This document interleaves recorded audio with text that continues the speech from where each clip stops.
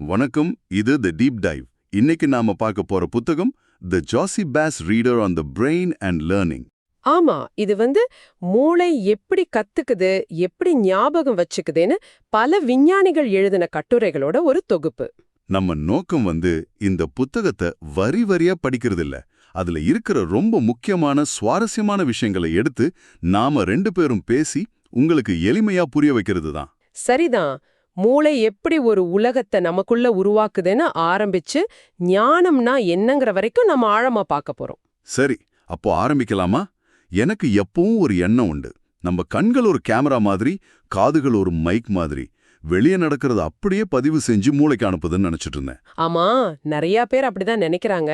ஆனா அந்த புத்தகம் என்ன சொல்லுதுன்னா, அது சுத்தமா தப்புன்னு சொல்லுது. அப்படியா? அப்போ உண்மை என்ன? உண்மை என்னன்னா, மூளை வெறும் தகவலை வாங்குற ஒரு கருவி இல்ல. அது ஒவ்வொரு நொடியும் நம்ம யதார்த்தத்தையே உருவாக்குது. உருவாக்குதா? என்ன சொல்றீங்க?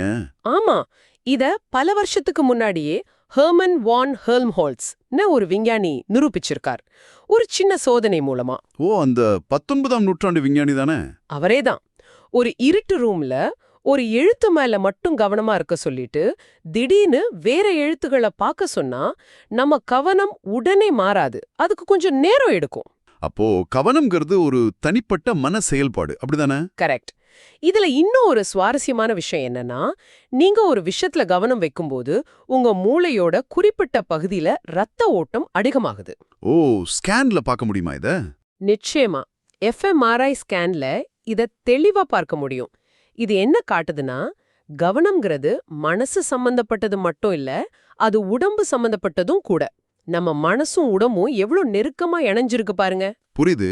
நீங்க ரொம்ப கோவமா முகத்தை வச்சுக்கிட்டு கருணையை பற்றி தியானம் பண்ண முடியாதுன்னு சொல்ற மாதிரி தான் இது. மிகச்சரியா சொன்னீங்க. அது போலதான் இதுவும். சரி, என் மூளை என் உலகத்தை உருவாக்குதுன்னு புரியுது. ஆனா நான் தனியா இல்லையே. நான் மத்தவங்கள பாக்குறேன், அவங்க ஏதாவது செய்யறத பாக்குறேன். அப்போ என் மூளைக்குள்ள என்ன நடக்கும்? இப்போ நீங்க ரொம்ப முக்கியமான ஒரு கேள்விக்கு வந்துட்டீங்க. இங்கதான் விஷயம் இன்னும் சுவாரஸ்யமாகுது. சொல்லுங்க, கேட்க ஆர்வமா இருக்கு. இட்டாலியில ஜியாகோமோ ரிசோலாட்டின்னு ஒரு விஞ்ஞானி, அவரோட குழுவும் குரங்குகளை வச்சு ஆராய்ச்சி பண்ணிட்டு இருந்தாங்க. அப்போ தற்செயலா ஒரு விஷயத்த கண்டுபிடிச்சாங்க. ஒரு நாள் ஒரு ஆராய்ச்சியாளர் ஒரு வேர்க்கடலை கையில எடுத்தார். அத பார்த்துட்டு இருந்த ஒரு குரங்கோட மூளையில என்னாச்சு? சில நியூரான்கள் திடீர்னு வேலை செய்ய ஆரம்பிச்சது. எது மாதிரினா, அந்த குரங்கே அந்த வேர்க்கடலை எடுக்கிற மாதிரி ஒரு உணர்வு. அடேங்கப்பா, ஒரு நிமிஷம். அந்த குரங்கு சும்மா பார்த்துட்டு தானே இருந்துச்சு, அது கைய கூட அசைக்கலையா? கொஞ்சம் கூட இல்ல, வெறும் பார்வைக்கு மட்டும்தான்.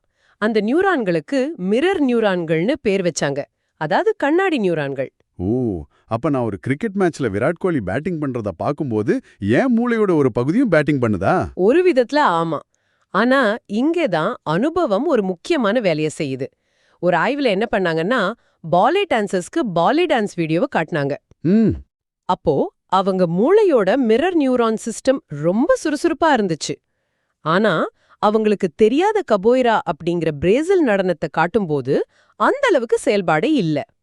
ஓ, அப்போ கபோய்ரா டான்சர்களுக்கு அது அப்படியே உல்டாவா இருந்திருக்குமே. சரியா கணிச்சிங்க. அவங்களுக்கு கபோய்ரா பார்க்கும்போதுதான் மூளை சுறுசுறுப்பா இருந்துச்சு. இது என்ன சொல்லுதுன்னா, நமக்கு ஒரு விஷயத்துல எவ்வளவு அனுபவம் இருக்கோ அந்த அளவுக்கு மத்தவங்கள பார்த்து நம்மால ஆழமா புரிஞ்சுக்க முடியும், கத்துக்கவும் முடியும். மத்தவங்கள பார்த்து கத்துக்கிறது, இது நேரா நம்மள நினைவாற்றல்ங்கிற பெரிய தலைப்புக்கு கூட்டிட்டு போகுது. இந்த புத்தகத்துல கிளைவ்னு ஒரு நோயாளிய பத்தி ஒரு கதை இருக்கு. படிக்கும்போது மனசுக்கு ரொம்ப கஷ்டமா இருந்துச்சு. ஆமா, கிளைவோட கதை ரொம்ப சோகமானது, ஆனா அறிவியலுக்கு ரொம்ப முக்கியமானது. ஒரு வைரஸ் தொற்றுனால அவரோட மூளையில ஹிப்போ கேம்பஸ்னு ஒரு பகுதி, அது ரொம்ப மோசமா பாதிக்கப்பட்டுடுச்சு. அதனால என்ன ஆச்சு? அதனால அவரால புதுசா எந்த நினைவுகளையும் உருவாக்க முடியல. ஒரு 2 நிமிஷம் இல்ல 5 நிமிஷத்துக்கு மேல எதுவும் ஞாபகம் இருக்காது. ஒவ்வொரு கணமும் அவர் புதுசா கண்முழிக்கிற மாதிரி தான். தன் மனைவியை பார்த்தா கூடவா? ஆமா, ஒவ்வொரு தடவை தன் மனைவிய பார்க்கும்போதும் பல வருஷம் கழிச்சு முதல் முறையா பார்க்குற மாதிரி கட்டிப்பிடிச்சு அழுவார். ரொம்ப உருக்கமான ஒரு நிலை. ஆனா இதுல ஆச்சரியமான விஷயம் என்னன்னா, அவர் ஒரு திறமையான இசைக்கலைஞர். ஒரு பாடகர் குழுல வழிநடத்துற திறமை அவர் மறக்கவே இல்ல. இது எப்படி சாத்தியம்? இந்த கேள்விதான் நினைவாற்றல பத்தின நம்ம புரிதலையே மாத்துச்சு.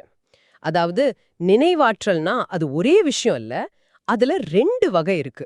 2 வகையா? என்னன்னது? ஒன்னு வெளிப்படையான நினைவு, அதாவது நேத்து என்ன நடந்தது, உங்க பிறந்த தேதி என்ன, இந்த மாதிரி உண்மைகள், சம்பவங்கள். கிளைவ் இதத்தான் இழந்தார். சரி, அப்ப ரெண்டாவது உள்ளார்ந்த நினைவு. இது ஒரு திறமை. சைக்கிள் ஓட்டுறது, பியானோ வாசிக்கிறது மாதிரி. இது நம்ம உடம்புல பதிஞ்ச நினைவு. கிளைவோட இசைத்திறமை இந்த வகைதான். மூளையோட வெவ்வேறு பகுதிகள் இது ரெண்டையும் கையாளுது. இந்த புத்தகத்துல நான் படிச்ச இன்னொரு விஷயம் என் மனசை விட்டு போகவே மாட்டேங்குது. எலிகளை வச்சு செஞ்ச ஒரு சோதனை. கற்றல் நம்ம மூளையை நேரடியாவே, அதாவது உடல் ரீதியாவே மாத்துதுன்னு சொல்லுது. அது உண்மையா? ஆமா, அதுதான் இந்த புத்தகத்தோட முக்கியமான கண்டுபிடிப்புகள்ல ஒண்ணு. சில எலிகளை பொம்மைகள், ஏணிகள்னு நிறைய பொருட்கள் நிறைஞ்ச ஒரு சுவாரஸ்யமான கூண்டுல வளர்த்தாங்க. ஒரு அட்வென்ச்சர் பார்க் மாதிரி. ஆமா, அப்படி வச்சுக்கலாம். மத்த எலிகளை சாதாரண வெற்று கூண்டுல வச்சாங்க. அப்புறம் முடிவுதான் ரொம்ப ஆச்சரியமானது. அந்த சுவாரஸ்யமான சூழல்ல வளர்ந்த எலிகளோட மூளையோட வெளிப்பகுதி, அதாவது செரிப்ரல் கார்டெக்ஸ், அது மத்த எலிகளை விட தடிமனாவும் கனமாவும் இருந்துச்சு. என்ன சொல்றீங்க? வெறும் பொம்மைகளை வச்சு விளையாடுறது மூளையோட எடையை எப்படி அதிகமாக்க முடியும்? முடியும். ஏன்னா நீங்க புதுசா ஒன்ன கத்துக்கும்போது உங்க நியூரான்களுக்கு நடுவுல புதுசா இணைப்புகள் உருவாகுது, இல்லனா பழைய இணைப்புகள் வலுவாகுது. இது உங்க மூளையோட வயரிங்கையே மாத்தி அமைக்கிற மாதிரி. அதனாலதான் ஒரு புது பழக்கத்தை ஆரம்பிக்கிறது அவ்வளோ கஷ்டமா இருக்கா? ஆமா, நீங்க உங்க மூளையோட பழைய கட்டமைப்புக்கு எதிரா போராடுறீங்க. இந்த மாதிரி அறிவியல் உண்மைகள் கல்வித்துறைக்குள்ள வந்ததும் மூளை சார்ந்த கல்வின்னு நிறைய விஷயங்கள் பிரபலமாச்சு. ஆனா அதுல நிறைய கட்டுக்கதைகள் இருக்குன்னு இந்த புத்தகம் சொல்லுது. ஆமா, இது ரொம்ப முக்கியமான ஒரு எச்சரிக்கை. உதாரணத்துக்கு இடது மூளை தர்க்கம், வலது மூளை படைப்பாற்றல்னு நம்ம எல்லாரும் கேள்விப்பட்டிருப்போம். ஆமா, நானே நிறைய தடவை சொல்லியிருக்கேன், நான் ஒரு ரைட் பிரைன்டு பர்சன் அப்படின்னு. அது உண்மை இல்லையா? அது ரொம்ப ரொம்ப எளிமைப்படுத்தப்பட்ட ஒரு கருத்து. உண்மை என்னன்னா, மூளை எப்பவும் ஒரு டீமா தான் வேலை செய்யும். 5 பெருசா இல்ல 3 பெருசான்னு சொல்ற ஒரு சின்ன கணக்குக்கு கூட மூளையோட 2 பக்கமும் சேர்ந்து தான் வேலை செய்யுது. சரி, இன்னொரு பெரிய கட்டுக்கதை, வாய்ப்புகளின் ஜன்னல். அதாவது குழந்தைங்களுக்கு ஒரு 10 வயசுக்குள்ளதான் எல்லாத்தையும் சொல்லி கொடுக்கணும், அப்பதான் மண்டையில ஏறும்னு சொல்லுவாங்களே. அதுவும் ஒரு மிகைப்படுத்தப்பட்ட கருத்து தான். அந்த வயசுல குழந்தைங்களோட மூளை அதிக குளுக்கோஸை பயன்படுத்துதுங்கிறது உண்மைதான். ஆனா சிக்கலான விஷயங்களை புரிஞ்சுக்கிற திறன் மாதிரி பல திறன்கள் வயசாக தான் அதிகமாகுது.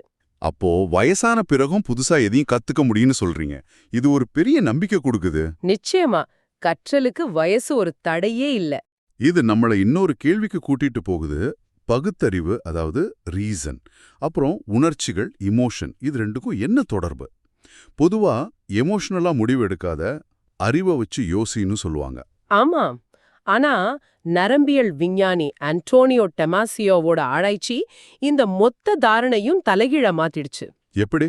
அவரு மூளையோட முன்பகுதியில உணர்ச்சிகளை கையாளுகிற ஒரு பகுதியில பாதிப்பேற்பட்ட நோயாளிகளை ஆய்வு செஞ்சார். அவங்களால நல்லா தர்க்கரீதியா யோசிக்க முடிஞ்சது. அவங்க ஐக்யூ கூட அதிகமா இருந்துச்சு. ஆனா அவங்களோட நிஜ வாழ்க்கை ஒரு பேரழிவா இருந்துச்சு. அவங்களால ஒரு நல்ல முடிவே எடுக்க முடியல. ஒரே தப்ப திரும்ப திரும்ப செஞ்சாங்க. ஏன் அப்படி? தர்க்கம் இருந்தா நல்ல முடிவு எடுக்கலாமே. தர்க்கம் மட்டும் பத்தாது, உணர்ச்சிகளும் தேவை. அந்த நோயாளிகளுக்கு எது சரின்னு தெரிஞ்சது, ஆனா அவங்களால அதை உணர முடியல. நம்மளோட உணர்ச்சிகள் தான் ஒரு வழிகாட்டி மாதிரி. உள்ளுணர்வு, அதாவது கட் ஃபீலிங்னு சொல்றோமே, அதுவா? சரியா சொன்னீங்க. அந்த வழிகாட்டி இல்லாம வெறும் அறிவை வச்சுக்கிட்டு நம்மால சரியான பாதையில போக முடியாது. இது கற்றலை எப்படி பாதிக்குது? ராபர்ட் சப்போல்ஸ்கி அதை தெளிவா விளக்குறார். தொடர்ச்சியான மன அழுத்தம், உதாரணத்துக்கு வறுமை அல்லது பாதுகாப்பற்ற சூழல்னால வர மன அழுத்தம், அது கார்டிசோல்னு ஒரு ஹார்மோனை நம்ம உடம்புல அதிகமாக்குது. இந்த ஹார்மோன் நம்ம நினைவாற்றலோட மையமான ஹிப்போகாம்பஸை நேரடியா பாதிக்குது. அங்க இருக்கிற செல்களை கூட சுருங்க வைக்குது. அப்போ ஒரு குழந்தை பயத்தோட கிளாஸ்ல உட்கார்ந்திருந்தா அதால சரியா படிக்க முடியாதா? நிச்சயமா முடியாது. ஏன்னா அதோட மூளை கத்துக்கிற மோட்ல இல்ல, அது தற்காப்பு மோட்ல இருக்கு. அதனாலதான் பாதுகாப்பான ஆதரவான சூழல் கற்றலுக்கு ரொம்ப முக்கியம். இது புத்திசாலித்தனம்னா என்னங்கிற நம்ம வரையறையே கேள்வி கேட்குது. இத்தனை நாளா ஐக்யூ டெஸ்ட வச்சுதானே ஒருத்தர புத்திசாலின்னு சொன்னோம். கரெக்ட். ஹோவர்ட் கார்ட்னர்னு ஒரு உளவியலாளர் இந்த ஒரே ஒரு நுண்ணறிவுன்ற கருத்தையே உடைச்சார். அவர் என்ன சொன்னார்னா, நமக்கு பல வகையான பன்மை நுண்ணறிவுகள் இருக்குன்னு சொன்னார். இசை நுண்ணறிவு, மொழி நுண்ணறிவு மாதிரி பல விஷயங்கள் இல்லையா? ஆமா, சச்சின் டெண்டுல்கருக்கு இருக்கிறது ஒரு வகையான நுண்ணறிவு, ஏஆர் ரஹ்மானுக்கு இருக்கிறது இன்னொரு வகையான நுண்ணறிவு. இதுல எது பெருசு எது சின்னதுன்னு சொல்லவே முடியாது. ராபர்ட் ஸ்டர்ன்பர்க் இதை இன்னும் ஒரு படி மேல கொண்டு போய் ஞானம், அதாவது விஸ்டம் பத்தி பேசுறார்.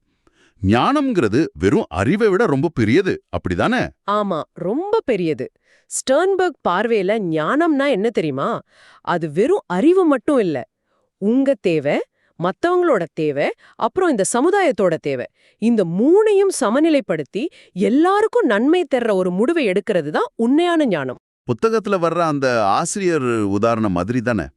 தன் கொள்கை, பிரின்சிபல் சொல்றது, மாணவர்களோட தேவை, இது எல்லாத்துக்கும் நடுவுல ஒரு நல்ல வழியை கண்டுபிடிக்கிறது தான் ஞானம். மிக சரியா சொன்னீங்க. அதுதான் ஞானம். அது வெறும் புத்திசாலித்தனம் இல்ல.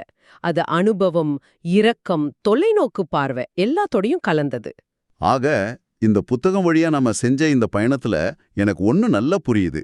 நம்ம மூளை ஒரு கல்லு மாதிரி நிலையான ஒரு பொருள் இல்ல. அது அனுபவத்தால, உணர்ச்சிகளால, சமூகத்தால தொடர்ந்து வடிவமைக்கப்படுற ஒரு அமைப்பு. ஆமா, கற்றலுங்கிறது வெறும் தகவல் சேகரிப்பு இல்ல. அது நம்ம மூளையோட கட்டமைப்பையே மாற்ற ஒரு சக்தி வாய்ந்த செயல். இந்த கட்டுரைகள் எல்லாம் சேர்ந்து நம்ம முன்னாடி ஒரு பெரிய கேள்வியை வைக்குது. என்ன கேள்வி அது? கற்றல், நுண்ணறிவு, இதோட உயிரியல் அடிப்படைகளை நாம இவ்ளோ ஆழமா புரிஞ்சுக்கும் போது எதிர்காலத்துல கல்வியை எப்படி மாத்தி அமைக்க போறோம்?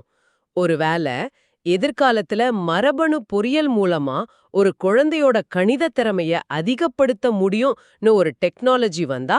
ஆமா, கார்ட்னர் இந்த கேள்வியை கேட்கிறார். அப்படி வந்தா ஒரு சமூகமா நாம என்ன முடிவெடுப்போம்?